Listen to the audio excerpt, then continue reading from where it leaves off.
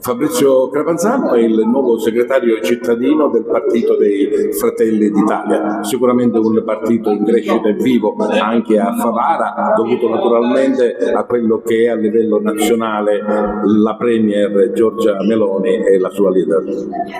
Sì, ringrazio innanzitutto il Presidente provinciale e tutto l'organo del direttivo per avermi acclamato coordinatore cittadino di Fratelli d'Italia. È un compito arduo, un compito difficile, un compito che cercherò nelle mie forze possibili di onorare e portare avanti per la nostra amata città. La nostra linea del partito è quella dell'opposizione e noi staremo con le linee guida del nostro partito regionale, provinciale, con i nostri organi di riferimento a livello provinciale, il nostro Presidente e quant'altro. Fatto il coordinatore, naturalmente adesso si deve provvedere a creare tutti gli organi del partito.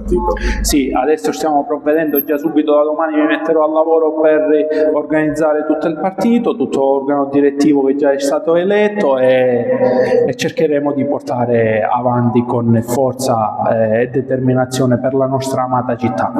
Una buona rappresentanza anche in Consiglio Comunale, quindi un'attenzione particolare a quelle che sono le problematiche cittadine. Sì, abbiamo 5 rappresentanti consigliari al Comune di Favara e già subito da domani mi metterò al lavoro per incontrarli e parlare dei nostri progetti futuri per Favara. Il congresso è segno di una fortissima presenza e dedicamento democratico dei partiti, che con i congressi Fratelli d'Italia acquisisce a Favara un ruolo centrale di azione politica, ma soprattutto di recupero dell'identità del centrodestra.